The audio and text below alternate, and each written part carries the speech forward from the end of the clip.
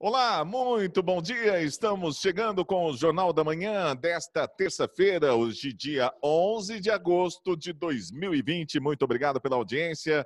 Eu sou Eudes Figueiredo, estamos chegando aqui no 101,7 da Jovem Pan FM e também pelo Panflix com o nosso Jornal da Manhã, edição local. Bom, para os comentários hoje, Adolfo Padilha e também Adilson Brevileri.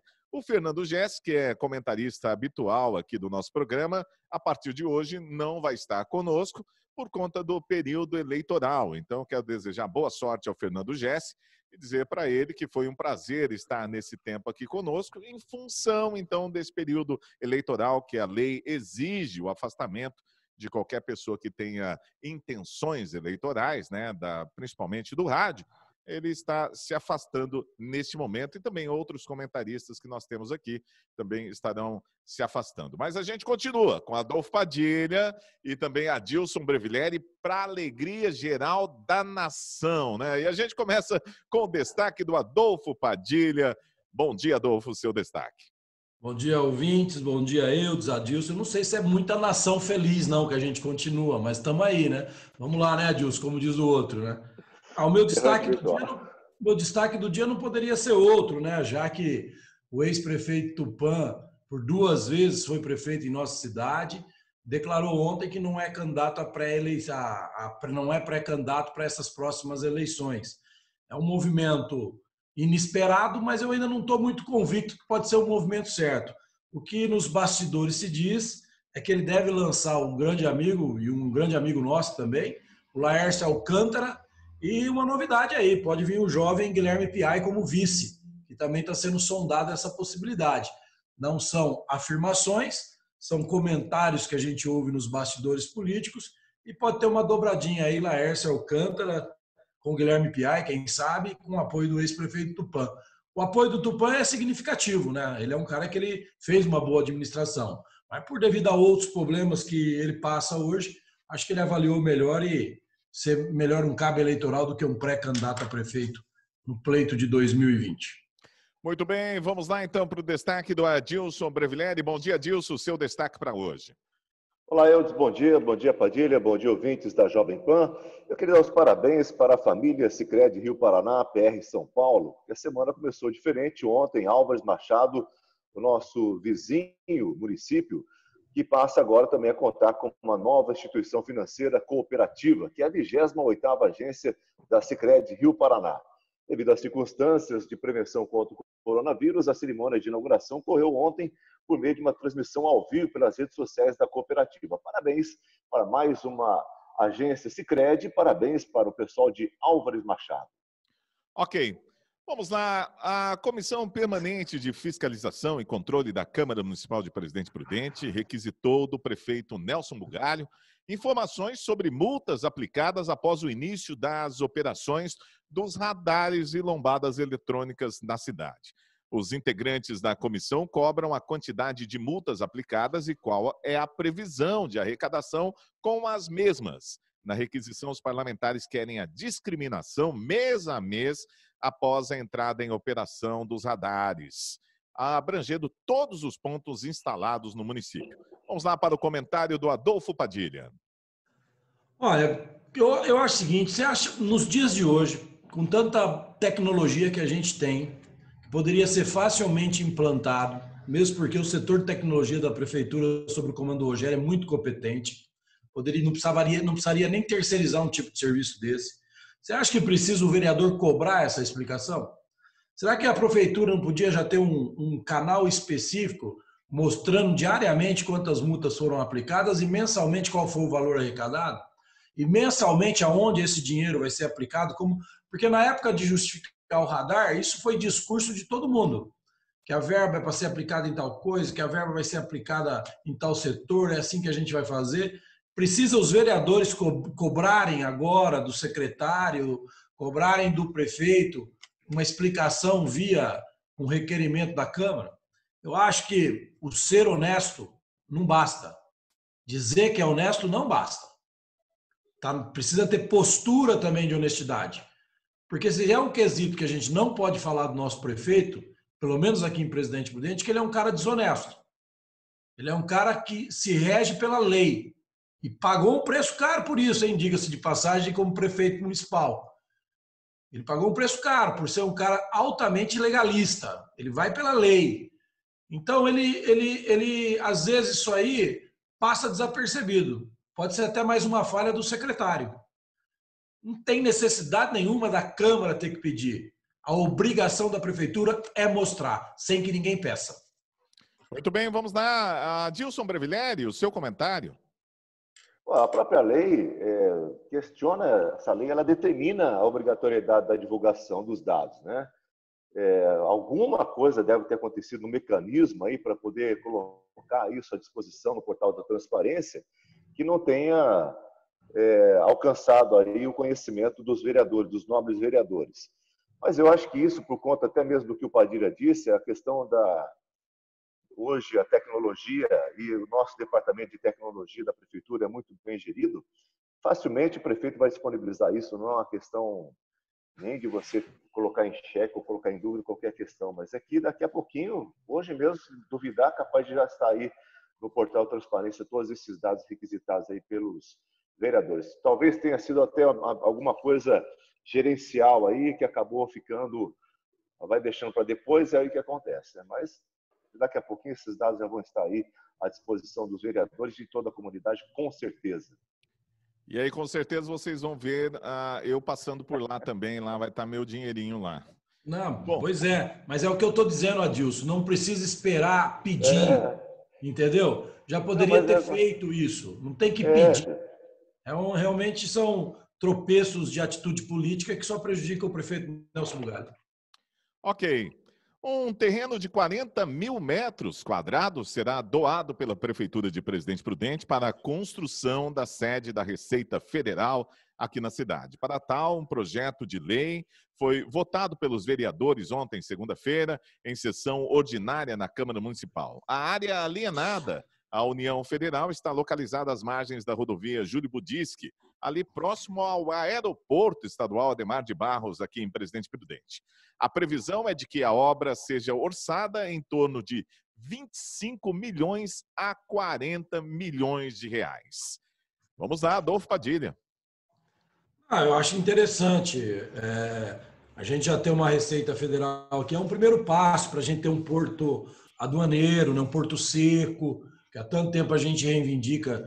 Esse porto seco a gente pede aqui em Presidente Prudente desde a época do seu Agripino, meados do ano 2000, por exemplo, onde chegou a ser feito até um projeto a nível federal para que viesse para cá, já que Prudente está muito bem localizado entre aqui dois estados. Mas o que me chama a atenção nessa matéria é o orçamento da obra, né? Se você fala assim, um orçamento previsto de 25 a 30 milhões, de 25 a 27 milhões, mas de 25 milhões a 40 milhões, deve ter algum erro de digitação aqui, porque não é possível. É uma obra, talvez seja duas, então. É o dobro do valor, Adilson. Né? Então, isso me chama uma atenção. Mas que a prefeitura fez bem doar a área, que é um benefício para a Prudente, pode parecer que não no primeiro momento, mas é assim, isso abre outras possibilidades. Mas eu acho que esse orçamento de obra aí deve ter sido digitado errado, não é possível um negócio desse. Adilson Brevileri, o seu comentário. O Padilha fez exatamente uma observação que eu ia fazer no início do meu comentário, né? É uma diferença muito gritante, né? Deve ter sido realmente, eu espero que tenha sido aí um erro de digitação de 25 para 40, nós estamos aí falando mais de 50% de diferença, né? Agora, eu acho que não tem coisa mais justa essa atitude da prefeitura em ter feito essa doação, porque a gente sabe o tanto que a Receita Federal vem sofrendo por falta de ter uma sede própria, com estrutura para poder atender toda a demanda dos serviços prestados por essa importante instituição que é a Receita Federal. E certamente, talvez agora com essa nova estrutura, a gente possa ter, então, tanto o nosso esperado Porto Seco e trazer mais condições de divisas para a nossa cidade, gerando mais empregos e fazendo com que a cidade também se posicione de uma maneira diferenciada dentro do estado de São Paulo e também na nossa federação. Parabéns à Prefeitura e parabéns também para a Receita Federal, que passa, então, a ter agora a possibilidade de ter uma sede merecida aqui em Presidente Prudente. Olha, recebi um comunicado ontem, e era para entrar no jornal de ontem, acabou pelo tempo a gente não conseguindo fazer isso. A gente vai fazer esse registro hoje, que é muito importante. O projeto Corrente de Amor pelo SUS está entregando, desde ontem, segunda-feira, um total de 1.650 escudos faciais e 3.300 máscaras de tecidos a várias instituições da região de Presidente Prudente. É uma parceria da AMAL, que é a maior entidade paramaçônica do mundo, com cerca de 300 mil membros, com os templos na União Europeia, Canadá, Panamá, México e no Brasil desde 1870. Na verdade, no Brasil desde 2009, é uma entidade que está presente aí no mundo desde 1870. Para você ter uma ideia, o Hospital Regional de Teodoro Sampaio vai receber 200 máscaras e 100 escudos. A Irmandade do Hospital de Caridade Anita Costa, em Santo Anastácio, 150 máscaras e 100 escudos. E tem em vários hospitais da região. Martinópolis, que foi entregue ontem, Álvares Machado, enfim. Quero dar os parabéns aí à entidade, principalmente no nome do presidente da entidade na cidade, que é o Dr. Marcelo Sávio Paiva do Amaral. Parabéns aí, muito obrigado por esse trabalho de vocês. É um bom trabalho, não é, Adolfo Padilha? Se tem uma coisa que o brasileiro ou boa parte do brasileiro é voluntário, né? E eu sempre digo que as nossas entidades organizadas, elas são muito fortes, desde que elas se organizem por uma causa boa, né? Desde que elas se organizem por uma luta interessante para um todo. Mas está de parabéns, é muito legal isso aí. Eu acho que isso faz uma grande diferença para aqueles governos, seja municipal, que às vezes estão muito distante do braço, né? Tipo do governo do estado, do braço do governo federal. E essas entidades, ela acolhe, sim, uma grande parte da nossa sociedade que às vezes fica meio à margem de um tratamento específico, de um tratamento especial. E essas entidades fazem muito bem esse trabalho, porque a maioria delas são pessoas de alto valor moral, né, e comprometimento de um bem social maior para todo mundo. Ok. Olha, após o convênio firmado com o Hospital do Câncer de Presidente Prudente, teve início a transferência interhospitalar dos pacientes oncológicos e de outras patologias do Hospital Regional, que é o Dr. Domingos Leonardo Cerávolo. E a medida vai resultar na liberação de até 10 leitos de UTI, ou seja, unidade de terapia intensiva, e outros 80 de enfermaria para tratamentos de casos graves de coronavírus. Estava todo mundo esperando esta ação, parece que ela começou realmente e vem num momento talvez tardio, mas ainda muito bom para Presidente Prudente, não é, Adilson Breviglieri? Sem dúvida. Não só para nós aqui de Presidente Prudente, mas também para as cidades aqui vizinhas que dependem diretamente do nosso serviço hospitalar e principalmente nessa pandemia que nós estamos vivendo aí, né? A necessidade de UTIs é iminente para que você possa salvar vidas e ainda a ampliação de 80 enfermarias para o tratamento de graves de coronavírus também é de extrema importância, o que de uma certa forma dá um relaxamento, uma tranquilidade a mais, não só para todos os profissionais que trabalham nessa área, que estão na linha de frente, mas também para todas as secretarias, departamentos de saúde daqui da cidade, da região, que agora pode contar com mais uma nova força para poder enfrentarmos aí essa pandemia, né? Adolfo Padilha, nós ainda estamos longe daqueles números necessários, mas sem dúvida é um alívio aí para a cidade, para a região, mais 10 leitos, né? O que me chama a atenção é o seguinte, Eudes, aquilo que nós falamos ontem. Vamos falar de gestão política, de comunicação. Se isso tivesse sido feito no prazo que nós esperávamos, sejam 30 dias atrás, o nosso comércio estaria na faixa amarela hoje, por exemplo. Entendeu? Porque são mais 10 leitos de UTI, são mais 80 leitos de enfermaria, podendo ser até um pouco mais do que isso. Então, você vê aí a incapacidade de gestão do governo Dória em avaliar o que está acontecendo no interior. Por exemplo, nós temos uma bela estrutura aqui do nosso hospital de câncer, nós temos uma bela estrutura do HR. Eu não sei quem teve essa ideia, mas quem teve essa ideia deveria, se foi um prudentino, seja do Hospital do Câncer ou do Hospital do HR, deveria ser homenageado, porque realmente foi uma ideia de gestão muito inteligente. Só que demorou muito. E não é culpa nem do HR, nem do Hospital do Câncer. É culpa da burocracia do governo do estado, que não tem a mesma burocracia para comprar respirador superfaturado, para montar hospital de campanha que não teve utilidade, entendeu? Para essas coisas ele não foi burocrático. Agora, para agilizar um procedimento que era uma canetada só, numa capital regional como Prudente, onde ameniza para todo mundo, e principalmente para quem está precisando, que está contaminado, demorou demais, foi muita burocracia. Eu faço um registro aqui. Os paulistanos e alguns prudentinos que seguem o berrante virtual precisam entender que o governo federal já deu para o estado de São Paulo mais de 11 bilhões de reais para o combate do Covid.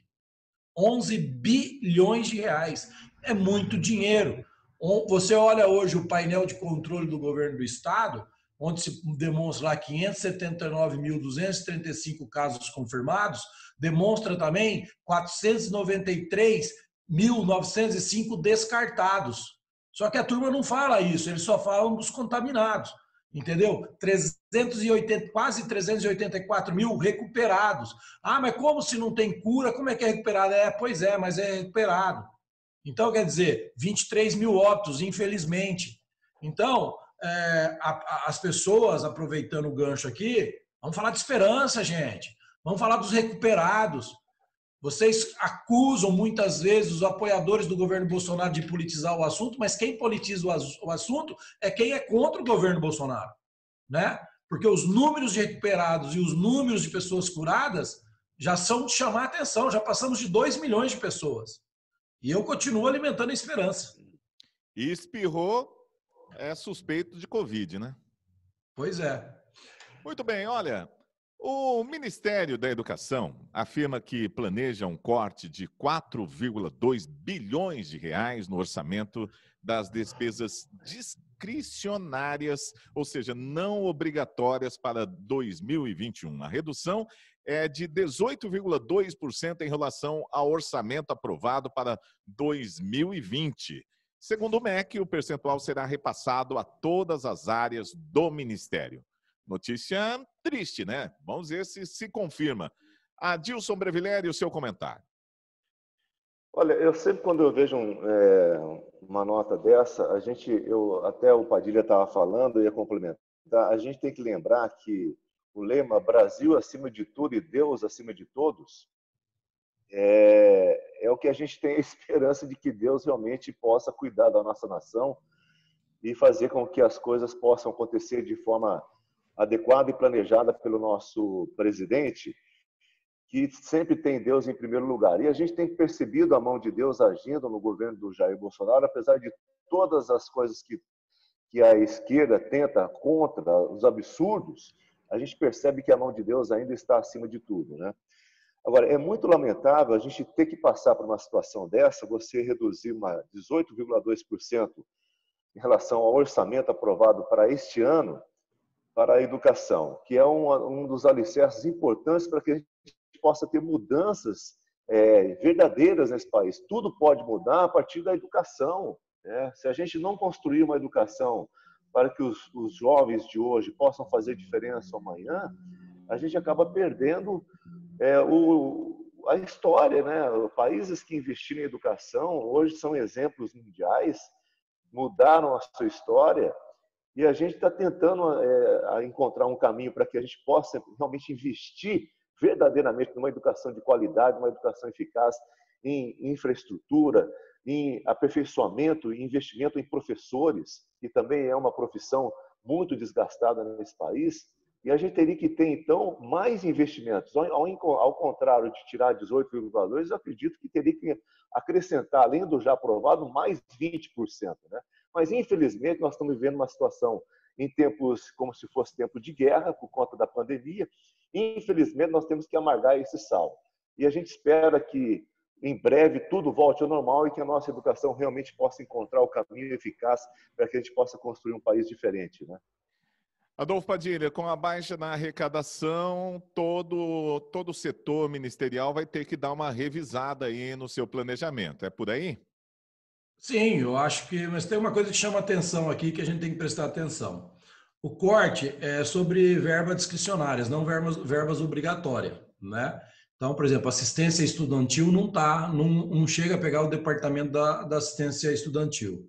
Há também um histórico que desde 2015 a gente vem sofrendo cortes no MEC, né? Desde 2015, no segundo mandato da ex-presidente Dilma, a gente vem recebendo alguns cortes. Agora, o que chama muita atenção, e é aqui no nosso comentário para os nossos ouvintes, só prestarem atenção nesse número, dos 49 bilhões previstos para o MEC, 85% são de verbas obrigatórias. Coloca-se aí folha de pagamento.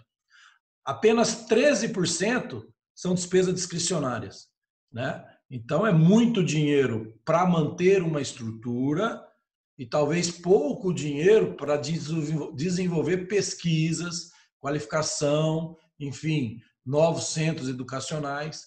E tem muita coisa que precisa ser mudada no MEC, né? Doa quem doer, nós sabemos disso.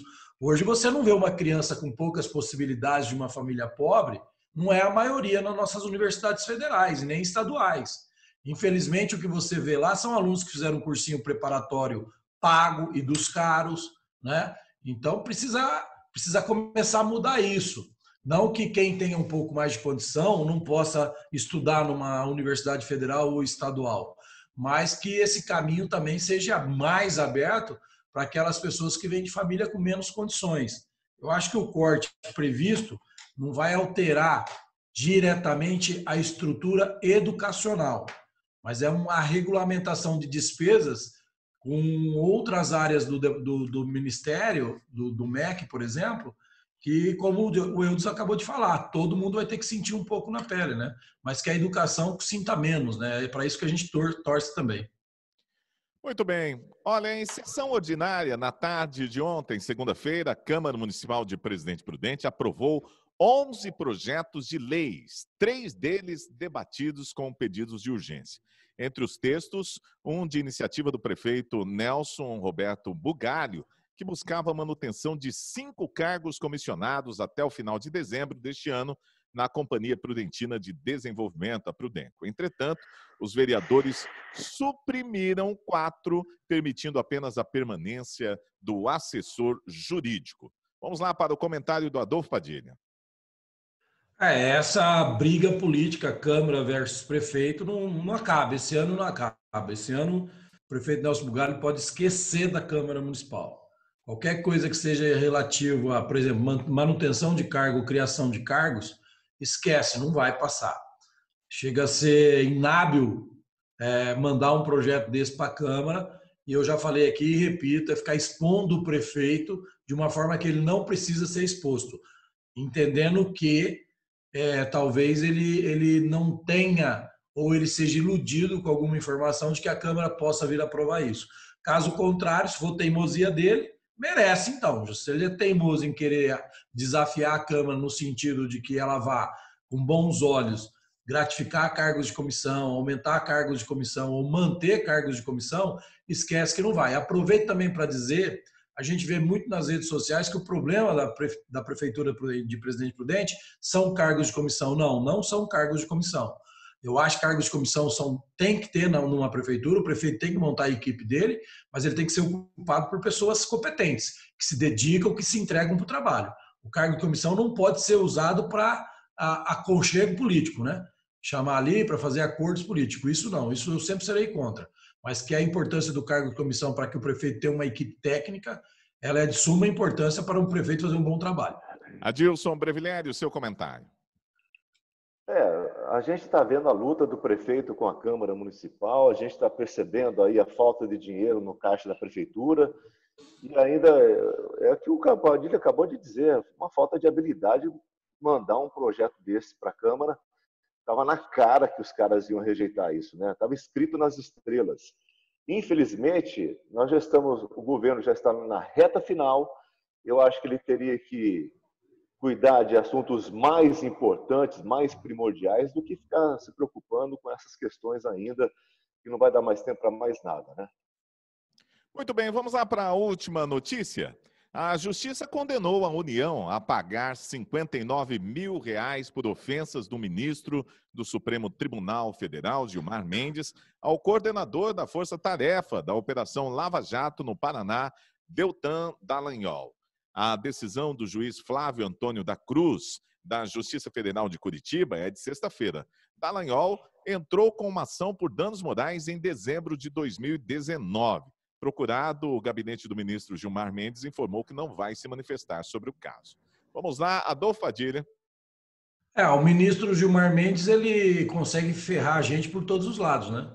Ele faz, ele comete, quem paga somos nós. Eu nunca vi isso. Chega a ser, sei lá. Você pega o STF, cara, é uma coisa assim de deixar todos nós assustados. E a gente precisa começar a prestar atenção nisso, né? Você vê agora lá, por exemplo, o governo Bolsonaro nomeou Michel Temer, presidente da missão que está aí lá em Beirute, indo para Beirute socorrer a ajuda que o Brasil vai dar a Beirute. Ele é investigado e ele precisou pedir autorização judicial para fazer esse trabalho. O ex-presidente Lula é condenado por 2 vezes, corrupção, lavagem de dinheiro, tem no mínimo mais 7 processos no mesmo sentido e ele pode sair do país a hora que ele quer. Devido ao quê?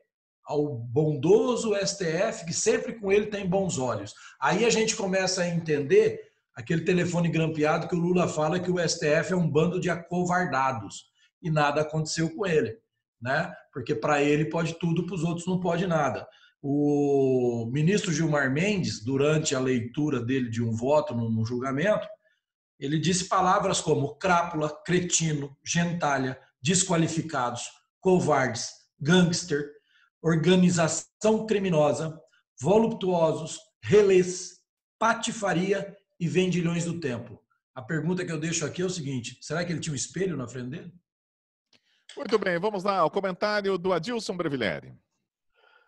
Infelizmente, a gente fica, cada dia que passa, mais surpreso com as decisões do Supremo Tribunal Federal e mais ainda com alguns elementos do Supremo Tribunal Federal, né?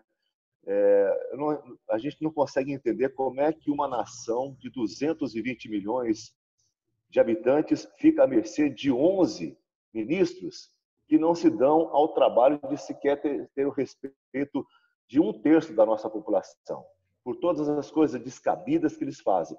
E ainda por cima, ele é condenado por uma coisa que ele fez notadamente equivocada e quem vai pagar a conta somos nós, brasileiros, né? Muito bem, olha, só um detalhe aqui, a Constituição Federal assegura o direito à União de cobrar do Gilmar Mendes ou de qualquer responsável aí nos casos de dolo ou culpa. Então, vamos ver se a União vai fazer a sua parte aí, né? Aí cai para o STF recorrer e adivinha o que vai dar? Não vai dar nada. Ativa. Muito bem, olha, nós estamos encerrando o Jornal da Manhã desta terça-feira, dia 11 de agosto de 2020. Muito obrigado pela audiência. Agradecer aqui aos nossos comentaristas, Adolfo Padilha e também Adilson Brevileri. Muito obrigado. Hoje nós não estamos com o Fernando Gessi. Vamos passar um tempo sem ele aqui por conta do período eleitoral. E como ele vai participar do pleito, a lei manda que ele não esteja nos canais de comunicação como a Jovem Pan, enfim. Então, respeitando todas essas normas, é por isso que o Fernando Gessi não está conosco. Adolfo Padilha, um grande abraço para você, Adilson Brevileri também. Voltamos amanhã a partir das 11h30 da manhã aqui na Jovem Pan. Até lá, um grande abraço, fiquem com Deus.